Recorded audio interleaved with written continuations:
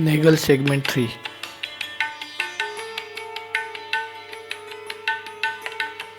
ताडगावहून barking हरणाचे पिल्लू 75 साली आम्हाला मिळाले. भेकर आमच्याकडे होतेच. सुरुवातीला आमच्याजवळ जंगली प्राण्यांची माहिती असलेली पुस्तके नव्हती. पुढे जसे लोकांनी आमचे प्राणी पाहिले व त्यांना आमची अडचण समजली तशी काहींनी पुस्तके आम्हाला भेटीदाखल देण्यास सुरुवात केली. नागपूरच्या झेड प्रभाकरांनी पुस्तके पुरवण्यात व आमच्या प्राण्यांचे फोटो काढण्यात खूपच मदत केली आहे. पण त्यावेळी समजण्यास कोणतेही पुस्तक नव्हते. मोठी पंचायत झाली. भेकर नाही, चितळ पण नाही, कारण अंगावर ठिपके नाहीत, चिंकारा नाही. मागे शिकारात मी मारला होता. नीलगाय पण नाही. पूर्वी सोमनाथ प्रकल्पावर प्रकाशने नीलगाय पाळली होती. असे करता करता हे बार्किंग डिअर आहे हे नक्की झाले. बार्किंग डिअर भेकरापेक्षा उंचीने थोडेसे लहान असते. अत्यंत बुजरे असते. सहसा माणसापासून लांब राहते. पुढच्या पायापेक्षा त्याचे मागचे पाय जास्त लांब असतात. गुडघ्यापाशी पाय वाकून ते चालते. पळण्यात खूपच चपळ असते. नराला शिंगे असतात. चितळ सांबराप्रमाणे दरवर्षी जुनी शिंगे पडून त्याला नवीन शिंगे येतात.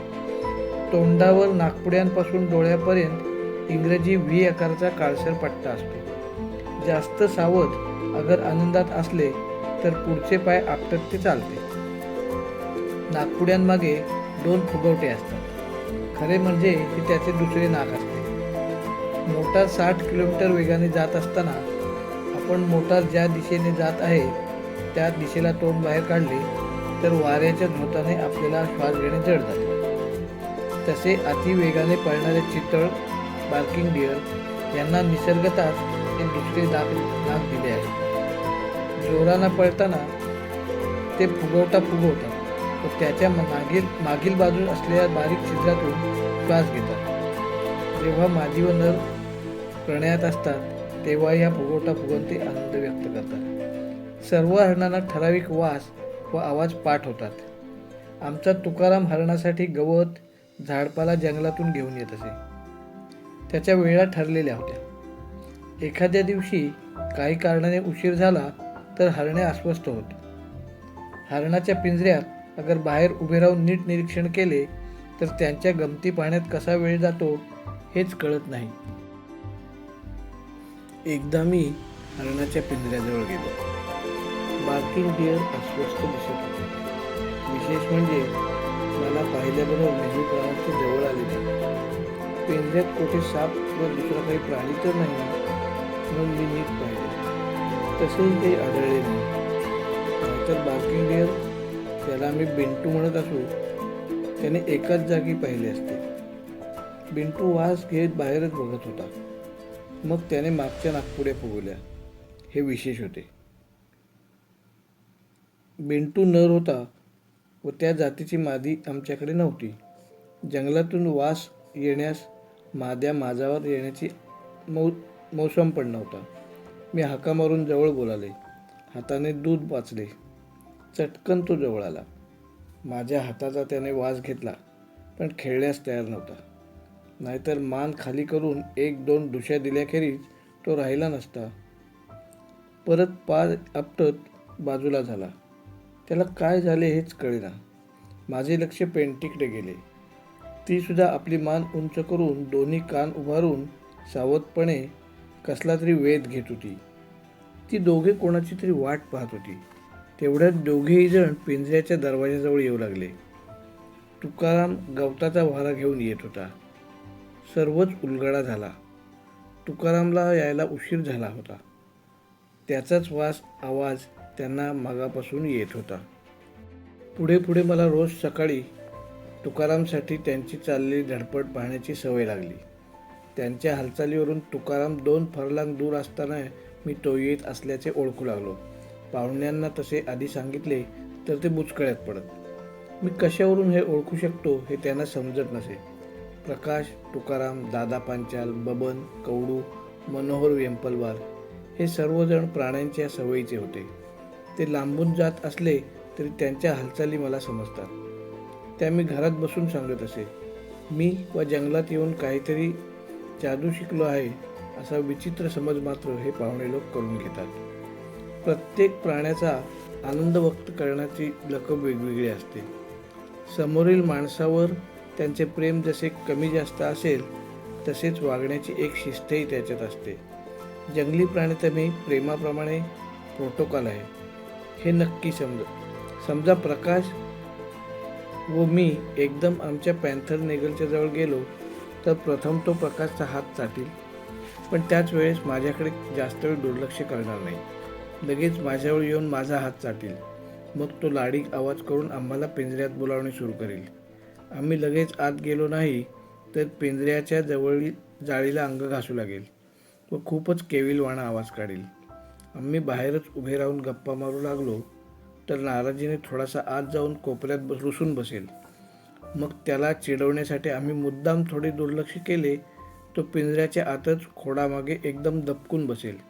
कान मागे पाडून डोळ्यांनी बुबुळे बारीक करून वेध घेईल. अशावेळी त्याला आम्ही बेसावत असताना कुठेतरी आमच्यावर चाल करायची असेल. मग मी मुद्दाम दुसरीकडे बघून बेसावत आहे असे भासवत असे किंवा पिंजऱ्याच्या जवळ सरकून आम्ही गप्पात अगदी रंगलो आहोत असे त्याला भासवत असे. प्रकाशचे लक्ष त्याच्या हालचालीवर असे.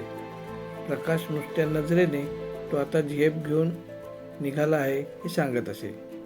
मग खूपच वेगाने मी झटकन फिरून मोठा आवाज करून त्याला घाबरवत असे.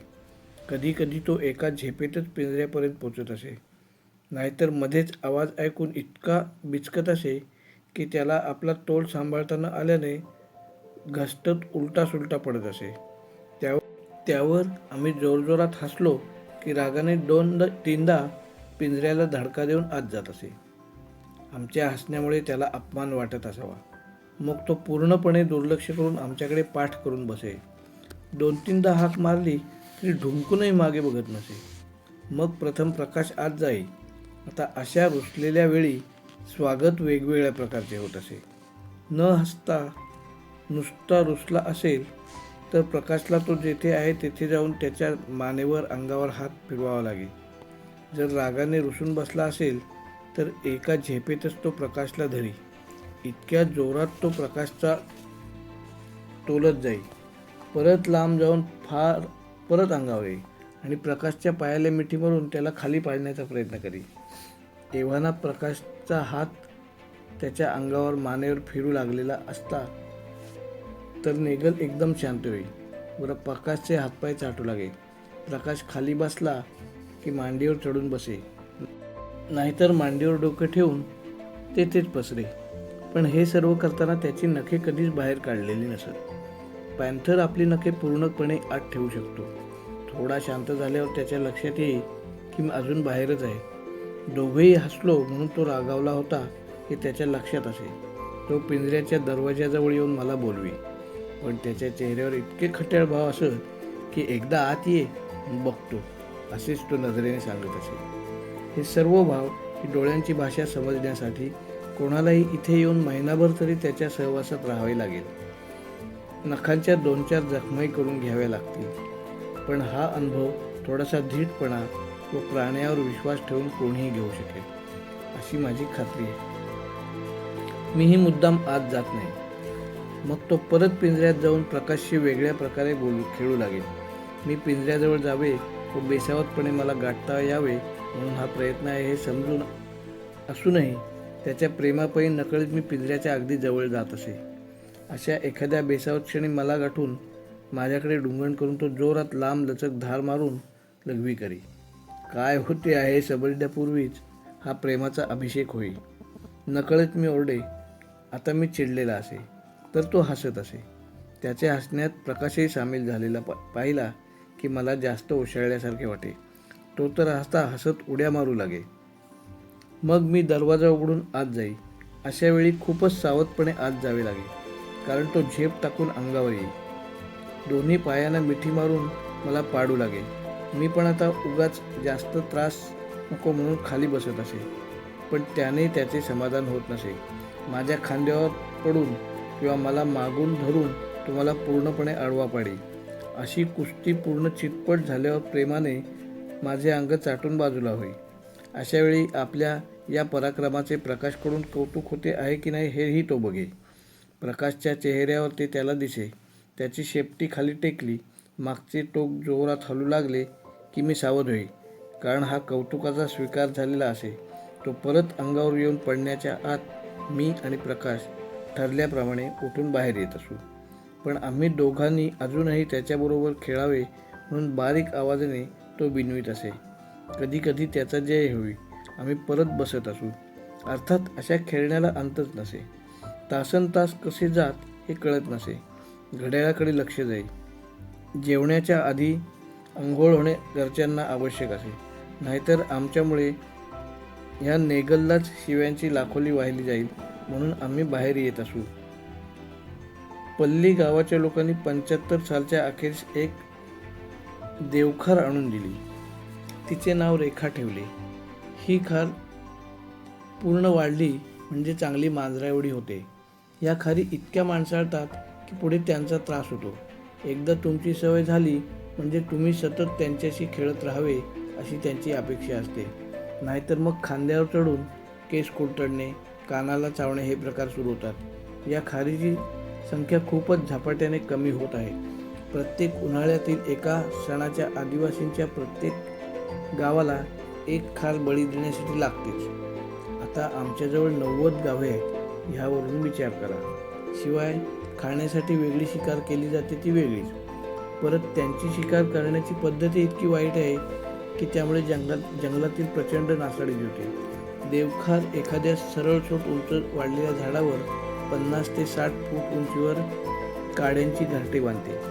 ही खार खूप चपळ असून एका झाडावरून बाजूच्या झाडावर 25 ते 30 फूट उडी मारून जाऊ शकते. आदिवासींचे अख्खे गाव शिकारीसाठी निघते, कारण गावाच्या सणासाठीच या खारीचा बळी द्यायचा असतो.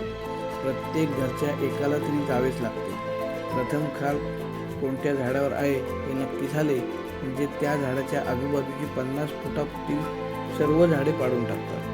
आता खारवरून उडी मारून दुसऱ्या झाडावर जाण्याचा धोका राहत नाही. मग एक जण खारीच्या झाडावर चढतो. बाकी 30-40 जण ओरडत असतात. खारीला कोठून तरी जमिनीवर उतरणे हाच मार्ग असतो. खाली 30-40 जण काठ्या कुऱ्हाडी घेऊन व जवळजवळ तितकेच कुत्रे उभे असतात. त्यातून खार कधी सुटून जात नाही. समजा गेलीच तर परत 15 ते 20 झाडे पाडली जातात. सणासाठी शिकारीला बाहेर पडल्यावर हात हलवीत परत येणे त्यांना शक्यच नसते. शिकार साधेपर्यंत वेळ पडली तर 2-3 दिवस जंगलातच राहावे लागते. आम्हाला 76 साल खूपच भरभराटीचे गेले. म्हणजे नुसती प्राण्यांची संख्या वाढल्या म्हणून नाही, तर अनुभवातही खूप मोलाची भर पडली. अस्वलासारखा खऱ्या अर्थाने जंगली प्राणी एका वनसंरक्षक अधिकाऱ्याने दिला. माऊस डिअर, जे आता दुर्मिळ आहे, ते पण मिळाले. त्याचवेळी तुम्ही जे वन्य प्राणी तुमच्याजवळ ठेवले आहेत ते बेकायदा आहेत व ते जप्त करण्यात येतील असा हुकूमही सरकारकडून पावला. आम्ही 76 साली झोपड्या सोडून पक्क्या घरात राहावयास आलो. 2च कौलारू घरे बांधली होती. एकात प्रकाश, मंदा, रेणुका राहू लागली. दुसऱ्या घरात मी, दादा पंचाळ राहू लागलो.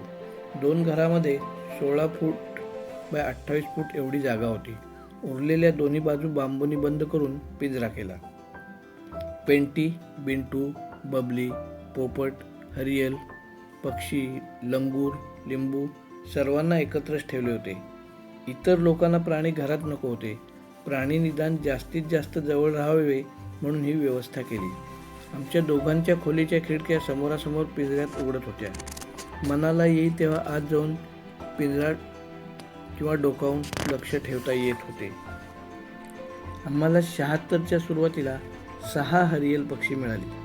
हरियल म्हणजे रानटी कबूतर.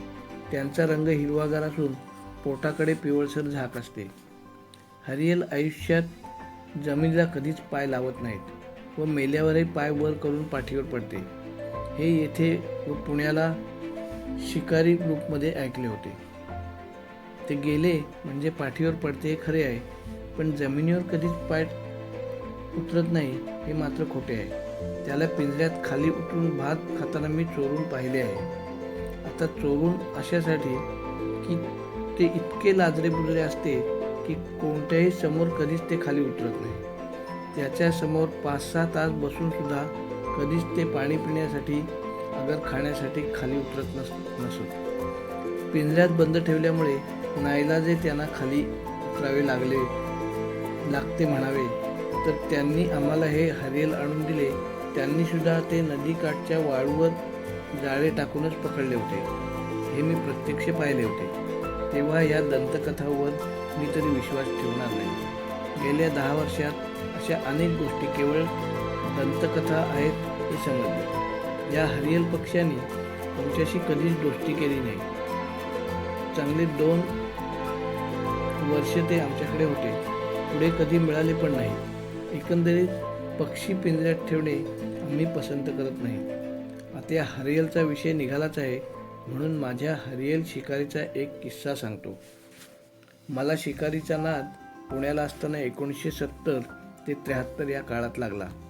त्या काळी पुण्याला 30-35 जण बंदुकीचा परवानाधारक शिकारी होते. कायद्याने शिकारीला जवळजवळ बंदी होती. यात कारखान्यातील कामगारापासून ते आमदार खासदारापर्यंत होते. काही श्रीमंत जीपमधून, काही मोटरसायकलवरून, तर काही सायकल्सवर, तर काही चालत शिकारीला जात. दोघांचे अगर 4-5 जणांचे ग्रुप होते. Sinhagad, national defence academy, Paud, Pashan, Aut, Katraj ghat, दिवेघाट, सोलापूर रोड या सर्वसाधारणपणे शिकारीच्या जागा होत्या. आमचा 4 जणांचा ग्रुप होता. कधी मोटरसायकलवर आम्ही 2 जण जात असू. वायुदलातील एक अधिकारी आमचा दोस्त होता.